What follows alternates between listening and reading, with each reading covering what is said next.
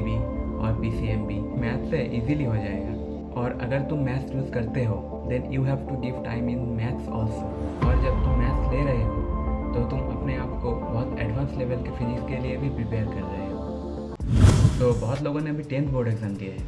Many of them had got the result and some of them are left, but whatever the result is, after some days you all are going to start a new journey, that is class 11th।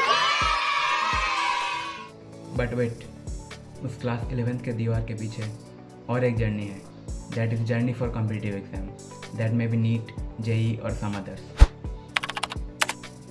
Before that, you have to choose subject combination for class 11th and 12th, and for NEET aspirants, they can choose combination like PCB or PCMB or some other subjects like physical education. Out of that, most well known is PCB and PCMB, and I know many of you are confused about which combination to choose. So hello everyone, this is Irfan Ali, first year MBBS student at AIIMS Bhubaneswar, and today I will be discussing about whether you should go for PCB or PCMB. पूरा detail में बात करूँगा, so and तक ज़रूर देखें।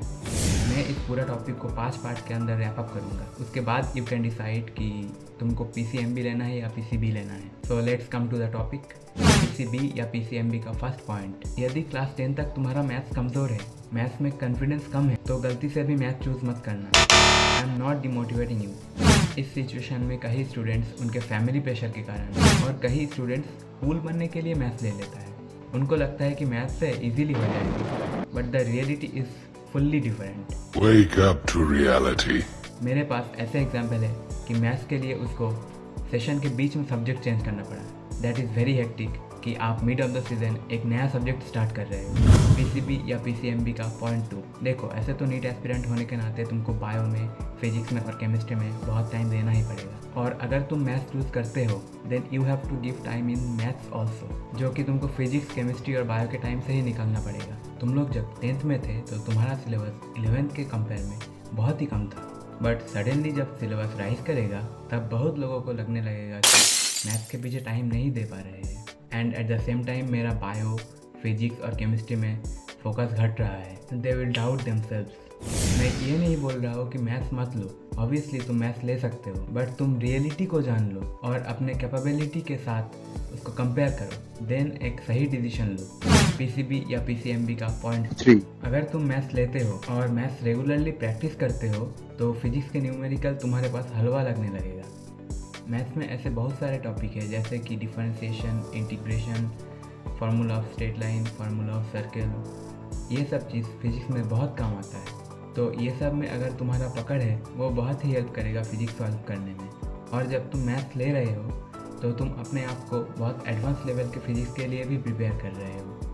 PCB या PCMB का point 4, जब भी तुम रेगुलरली मैथ्स प्रैक्टिस करते हो तो तुम्हारा कैलकुलेशन स्पीड ऑब्वियसली इंक्रीज होगा, जो नीट जैसे एग्जाम में जहाँ पर तुम्हारा एक्यूरेसी के साथ टाइम के अंदर क्वेश्चन सॉल्व करना होता है, वहाँ तुम्हें ज़रूर हेल्प करेगा।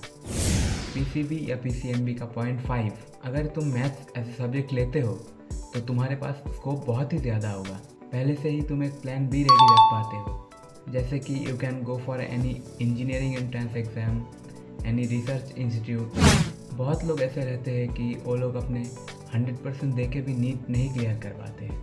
वो लोग बहुत इजी से अपने आप को दूसरा एग्ज़ाम के लिए अडेप्ट कर पाते हैं क्योंकि उनके पास मैथ्स एज ए सब्जेक्ट रहता है, और they also satisfy the eligibility criteria for many other competitive exams. तो वो लोग बहुत इजी से अपना ऑल्टरनेटिव फाइंड कर सकते हैं।